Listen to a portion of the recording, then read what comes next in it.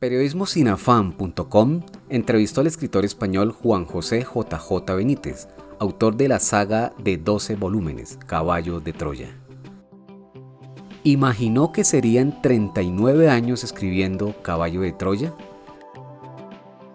Hombre, tenía una información importante, pero bueno, yo recuerdo que cuando le llevé el manuscrito del Caballo 1 a mi editor en Barcelona, 800 páginas. El hombre lo leyó, José Manuel Arabós, me comentó que le había interesado mucho, pero que tenía que quitar 400 páginas.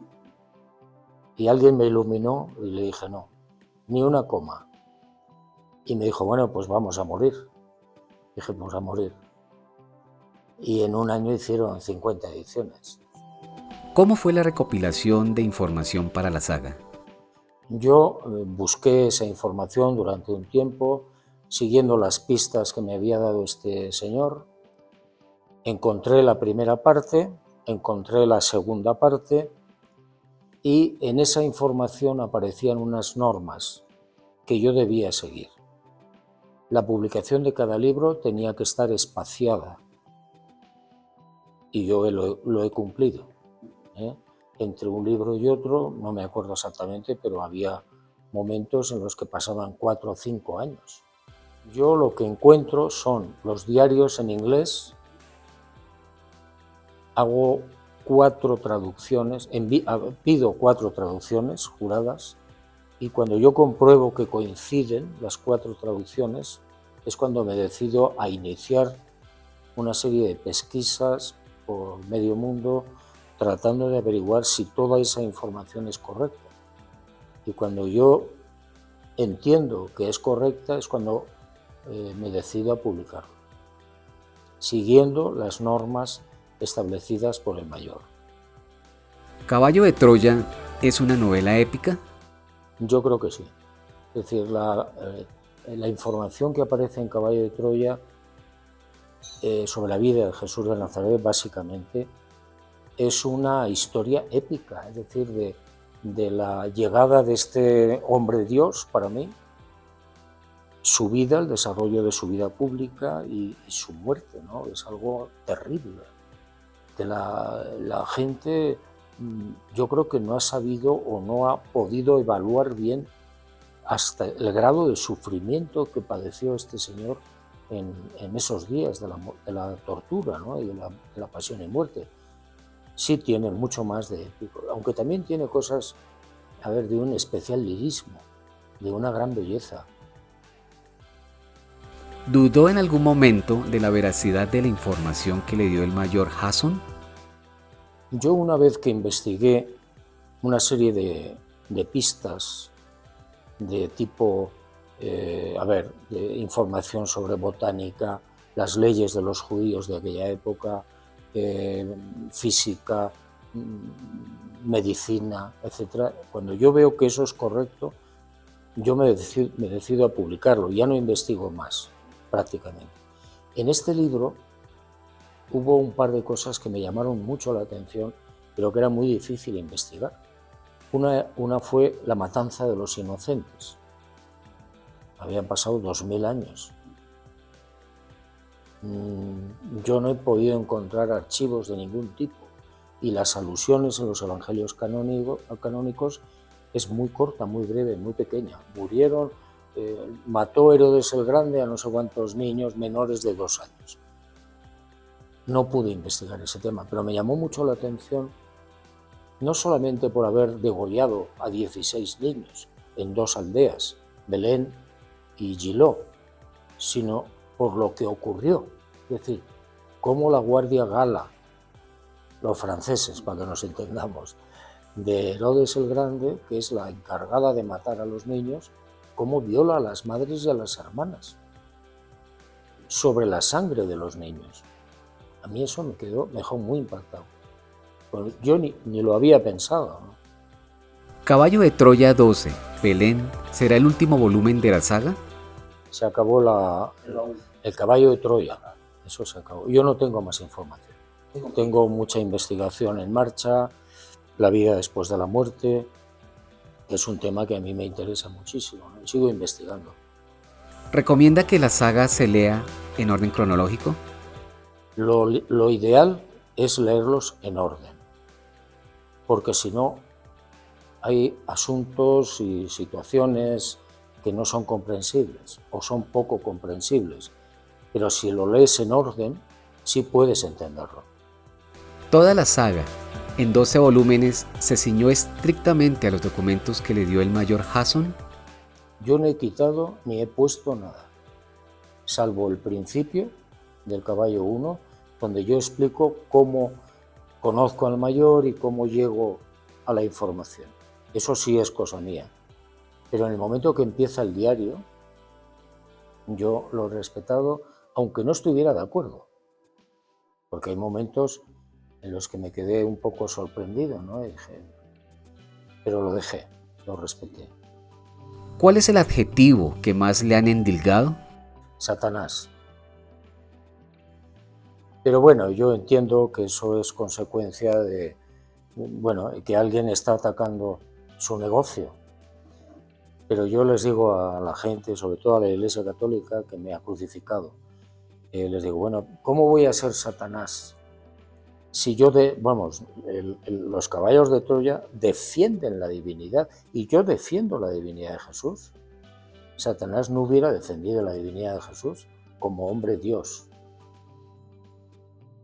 Yo lo comprendo, es decir, la Iglesia, no fue fundada nunca por Jesús de Nazaret, nunca.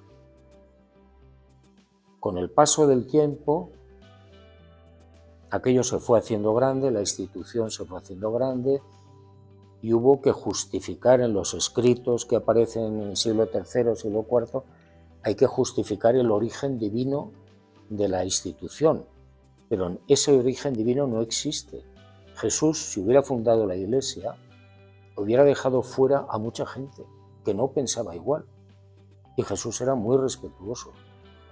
Entonces, ¿qué pasa? Pues que cuando aquello se va haciendo grande,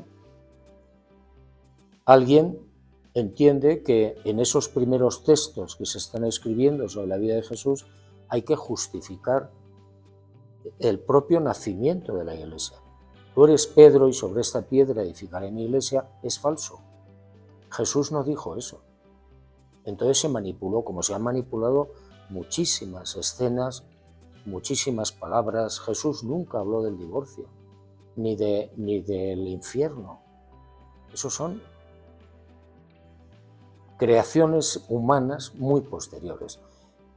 A ver, la famosa historia de la virginidad de María es consecuencia en el siglo IV de un papa que no estaba bien de la cabeza, que se llamaba Sirisio, que odiaba a los judíos. Y entonces declara la virginidad de María, sabiendo que había una ley entre los judíos de aquella época, que era lo que llamaban la ley de los máncer, de los bastardos. Si María hubiera concebido a Jesús fuera del matrimonio, que es lo que pretende la Iglesia Católica, el Jesús hubiera sido considerado máncer, bastardo, y era la basura, no hubiera podido hablar en público. Tenían el peligro encima de los podían haber lapidado, a la madre, al hijo, a todos. Pero bueno, ese papa se saltó las leyes, se saltó todo y escribió, ese papa, Sirisio, escribió diciendo: no podemos admitir que semen humano pudiera entrar en el seno de la madre. Digo, bueno, pero qué barbaridad está usted diciendo. Así nace la virginidad, el dogma de la virginidad de María, falso, totalmente falso. ¿Le habría gustado tener la experiencia que le relató el mayor Jason? Hombre, yo conversé con él varias veces y luego pensé mucho. Lamentablemente no hablé todo lo que debería haber hablado con él, porque él murió en el año 80. Y luego yo pensé, dije, hombre, tenía que haberle preguntado esto y aquello y lo otro, y no lo hice. Pero bueno, para mí lo más importante es el mensaje, es decir, es la información, donde estamos viendo una vida que no tiene nada que ver con lo que te ha contado la historia. Jesús no viene a redimir a nadie. El mensaje fue diferente, lo enterraron. Pedro y sus discípulos lo enterraron porque no interesaba, porque no vendía. Y hizo muchísimos más milagros y prodigios de los que nos cuentan, y algunos fascinantes. Es decir, yo creo que en Caballo de Troya cuenta una vida de Jesús de Nazaret espléndida. Merecería la pena que fuera verdad. ¿Jesús fue un hombre de otro mundo? ¿Un extraterrestre? No. A ver, Jesús nace en la tierra el 21 de agosto, no en diciembre, del año -7. Lo que pasa es que luego hay un papa que encarga a un monje que reajuste el calendario juliano, que tenía un desfase de varios días, y este monje, el exiguo lo llamaban, se equivoca y parte del año 0 como año del nacimiento de Jesús de Nazaret. El año 0 no existe. Y Jesús no nació en el año 0, nació en el año -7. ¿Por qué? Herodes el Grande manda matar a los niños menores de 2 años en la zona de Belén. Y Herodes el Grande se sabe, y está muy bien documentado, que muere el 13 de marzo del año -4. Si manda matar a los niños de 2 años, te tienes que ir al nacimiento de Jesús al año -6. Parece ser que nace en el -7. Desde el punto de vista humano, es humano. Él nace en Belén, en esa fecha, como un hombre, y se desarrolla como un hombre. Y cuando él tiene 31 años, ya mayorcito para aquella época, él recupera la divinidad y se convierte en un hombre Dios. Es cuando empieza a hacer los prodigios. Entonces, desde ese punto de vista de la divinidad, sí es extraterrestre, porque no es de la Tierra, es decir, su origen divino, su naturaleza divina no es de aquí, y su reino no es de este mundo. Entonces, desde ese punto de vista, ¿se puede considerar un extraterrestre? Claro. ¿Quedó satisfecho con los 12 volúmenes de la saga Caballo de Troya? Me siento aliviado. Miras atrás y te quedas un poco sorprendido, ¿no? Porque son 40 años, 7.000 páginas. Asombroso, ¿no? Espere más entrevistas con los protagonistas de la cultura. Escríbanos a redacción@periodismosinafan.com.